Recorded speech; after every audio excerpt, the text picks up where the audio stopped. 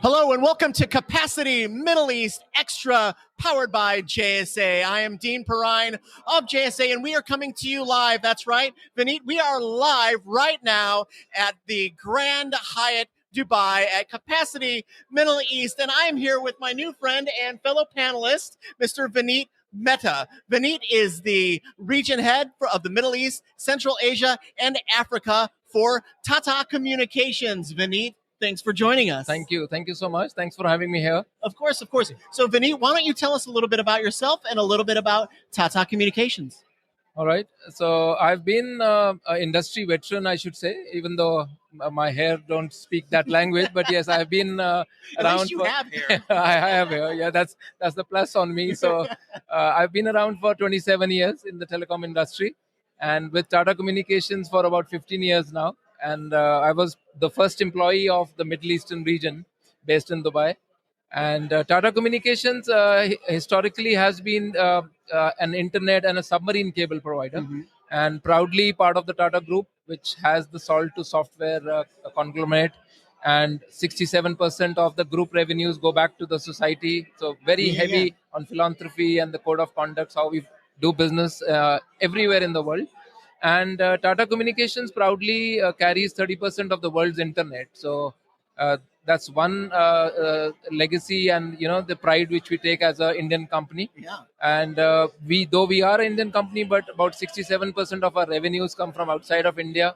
So we have a strong presence in Europe, in Americas, in Middle East and Asia Pacific. Obviously, India is a home market where we have a dominant share of about 35% in the enterprise space. And we are mainly a B2B provider. So we don't do consumer, we don't do mobile. So it's a pure play enterprise offering in the cybersecurity space. Very recently in the IoT smart cities as well, we've got very decent success, and in Saudi Arabia.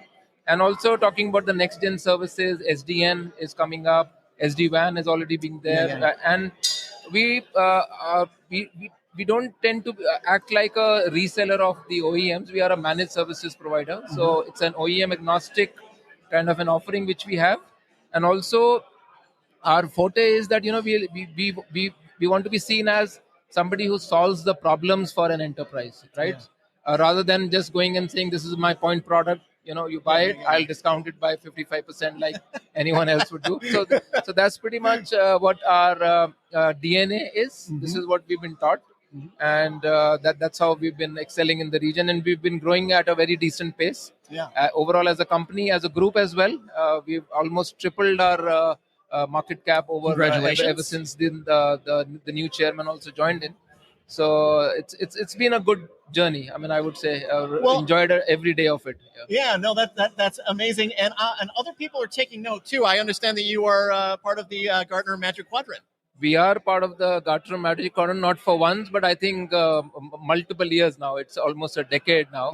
And that's one again a moment of pride, which means that the industry and the analysts appreciate and understand the strength of our network, right? So calling it out, and even on this is the network one, and even on one of the Nelson Hall, we are a leader in the quadrant in the cybersecurity space, which is a recent one, very recent. In addition to what Gartner has given us over a period over 10 years, and that's basically because the strength of our network. It's so right from layer 1 to layer 7 is all owned by us.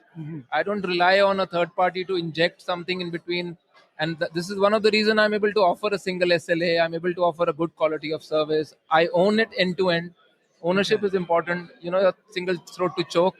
So that's where the strength of our offering lies. It's a term we don't often, or that we use sometimes, in the office, but it is a single throat to choke. But let's talk a little bit. What does that ultimately mean for the customer? Because in my opinion, and probably your opinion as well, what it means is that you value the customer experience. We value customer experience to, I would say, infinity. I would say, because that's the core and the reason of our existence. If I deviate even an iota out of that vision of not serving or not giving a customer experience or not solving a customer pain point, I wouldn't exist, right? So customer experience, or CX as they normally call it, is at the core of our every offering which we have. You name it. I mean, I could be selling a network service, but again, customer experience is important. How fast the customer will get that service, what will it mean for him? There should not be any jitter, there should not be the least latency.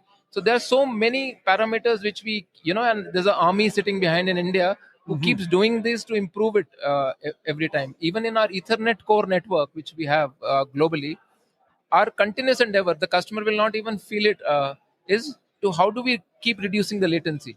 Buy new routes, a new cable has come in, why don't we put our organic traffic on it? There are so many creative things we do, and the heart of it is how do we improve the customer experience? The customer will stay with us only when we are giving him value. And there's no magic sauce or magic secret in this. Yeah, otherwise it's a me too service, right?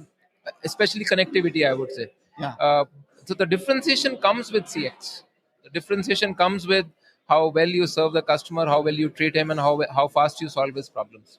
And some of those problems could be things like security. So let's talk a little bit about security and how Tata is kind of solving the security issues of kind of the present day world, because the world has changed, like it or not, pretty dramatically over the last 5 years. The world has changed, and the world is changing by the hour. I used to say by the week or by the month. It's changing by the hour, and how fast you adapt to it. So coming to the security question, I think it's very valid and very relevant for this industry, this region as well, and otherwise also for the enterprises.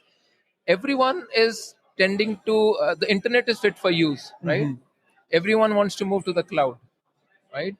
That is where the first threat is there for any enterprise to be, right? So from that standpoint, how am I solving that problem? I'm not saying I'm a bulletproof, I'm offering you a bulletproof service. Every enterprise, every person is vulnerable to get attacked at any point in time. It is basically how fast you respond, how well you first protect, and if you are attacked, how fast you respond and mitigate that attack is important, right? And then comes the local regulations of any country. For example, here you have data sovereignty guidelines. You can't move the logs outside. So we have a local SOC in this region. We have a SOC here in UAE. We have a SOC in Saudi Arabia. We are putting up a security operations center in Kuwait as well. So this is basically align and comply with the local laws, and then offer a service which again the customer is comfortable with. And knock on wood, most of our customers have been in a decent, I shouldn't say it otherwise, but in a decent protected frame of mind ever since they've been taking services from us. Well, outstanding, Vaneet. That's our time. However, you and I are going to continue this conversation in some capacity or another during our panel in just like an hour or two or whenever it is. Thank you so much. Thank you for being here. We appreciate it. Thank you so much. Thank you for your time. You bet. And thank you, viewers, for watching. We'll see you soon. Thank you.